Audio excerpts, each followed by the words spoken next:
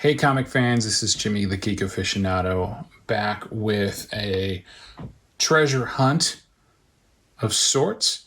Now that we've had the quarantine lifted and we're able to get back into some of our more favorable stores, I went into one of my favorable stores, and one of the reasons we'll get to the reason why I went there in the first place. It was to pick up a Grail, actually, and that Grail will be featured here at the end, but it wasn't the only thing that I was able to find there. What I was able to find is, ta-da, one of these gorgeous Dave Stevens covers. This is Betty Page Comics with the Jumpin' Jungle Jive. This is a one-shot, and it's got great interior art, and it's got a wonderful cover by the great Dave Stevens.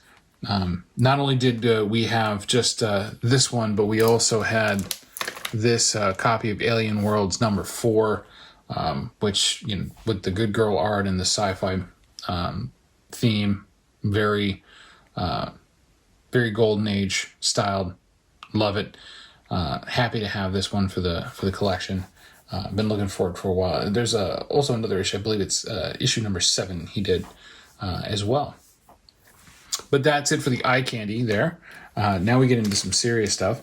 This next pickup was...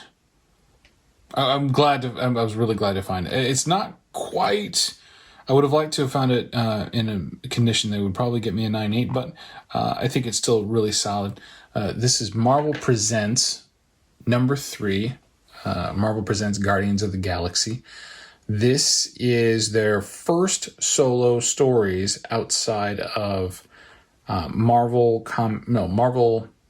Superheroes number... Oh, good God. Well, I just drawn a complete blank. Anyway, I'll have it below.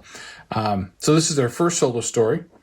But I was able to pick up issue number 3, as well as issues number 4, 5, 6, 7, number 8. No number 9, though. It was a shame. But we did have 10, 11, and the final issue, I believe, was number 12. I might not even have that accurate. I think it is. Yeah, that's right. Yeah, because I'm only missing number 2, which is a Bloodstone issue, and number 9 there. So yeah, that's it for that series. It was only a 12-issue run, and only 10 of those issues were actually Guardians. The other 2 were Ulysses Bloodstone. But great pickup. Super happy to get them. They're all in very high grade. All 7 and above. So really good for Bronze Age books. But they wouldn't be complete without moving on to the next phase of the Guardians of the Galaxy chapter, into their very first solo title, I should say. And this is the first issue of that. This is with the original team that was featured in those earlier stories. This is before the team that you see in the Marvel Cinematic Universe. That one I've got coming from Discovery Bay Comics. So, great pickups there. A little Guardians action. I was also able to work off some of my Strange Tales run for Brother Voodoo. This is issue number 171. I'm not going to apologize for the glare, but I'm going to try and reduce it. This is issue number 171 and issue number 173, and I believe this concludes my run of Strange Tales featuring Brother Voodoo on the back half during the Bronze Age. So these are in great shape as well, especially with these blacks. Get close on that. So those blacks are nice and crisp. No real color breaks at all.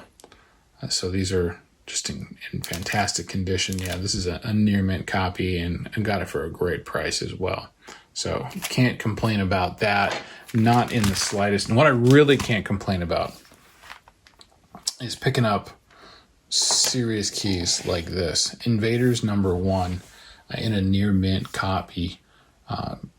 It was a little pricier. I think this one was about $75, but definitely worth it. Wonderful cover, very reminiscent of Schomburg, especially the Namor down here. I thought it was a great cover to have for this book that features stories from World War II with Captain America, Human Torch, and the Submariner. Now, here are some things that I really went there for. So we start getting a little bit deeper into significant keys.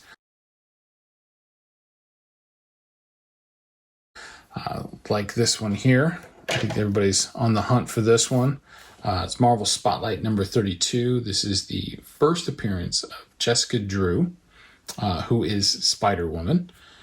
And this features a main story features Nick Fury.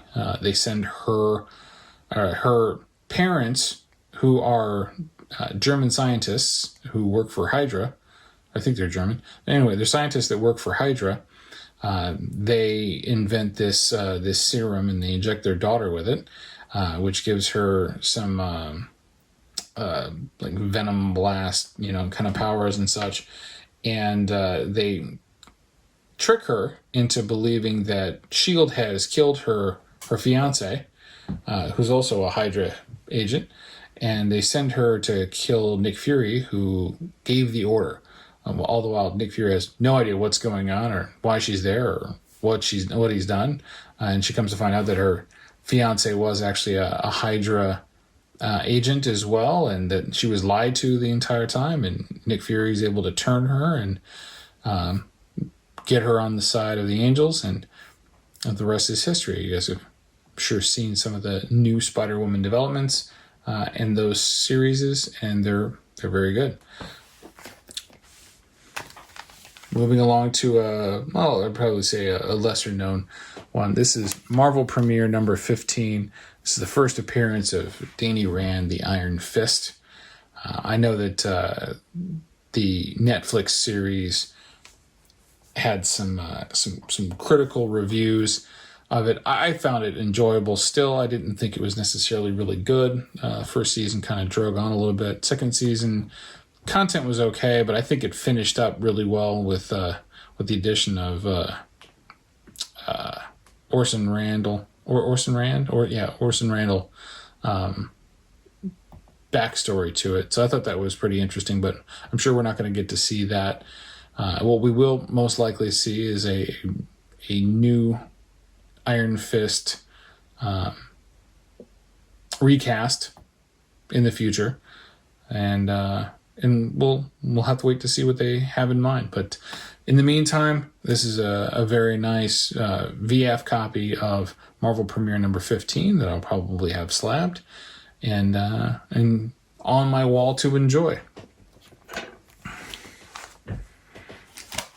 Now, the real reason that I went there in the first place, I had this on a little layaway action, and again, this is a slab that I intend to do a little CPR action to. It's a crack press and resubmit, so it'll be part of my series on the art of CPR.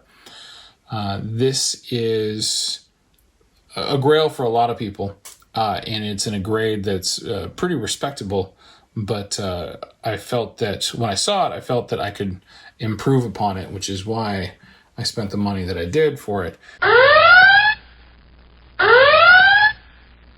This is Batman Adventures #12, the first appearance of that girl right there, Harley Quinn. I know that this book has taken a little bit of a dive because, well, quite frankly, even though the character of Harley Quinn is really strong in the comics as well as in the screen, the movies that they put her in have been subpar. So we're really hoping for a stronger return with Suicide Squad remake from James Gunn, and hopefully that'll at least improve the overall value of the book. I don't think it's I think it's plateaued a bit. I don't think it's going to go down too much or continue to go down, even though the movies have been, somewhat bad, because well, let's be honest. The TV series has been really strong on DC Universe app, and the character herself has just taken a significant popularity with the overall comic industry and fans. Otherwise, we wouldn't see so many cosplayers out there dressed up in all the iterations of Harley Quinn. However, I will say, though, that the next show that I'm at where somebody tries to bring hyenas, I'm out. I'm flat out. That's just, it's completely unnecessary. Anyhow, so I'm going to add this to the Art of the CPR segment, and we'll see if we can't get this to a 9.8. And that's it for me, and that's it for my little haul, and we'll talk to you soon. Thanks.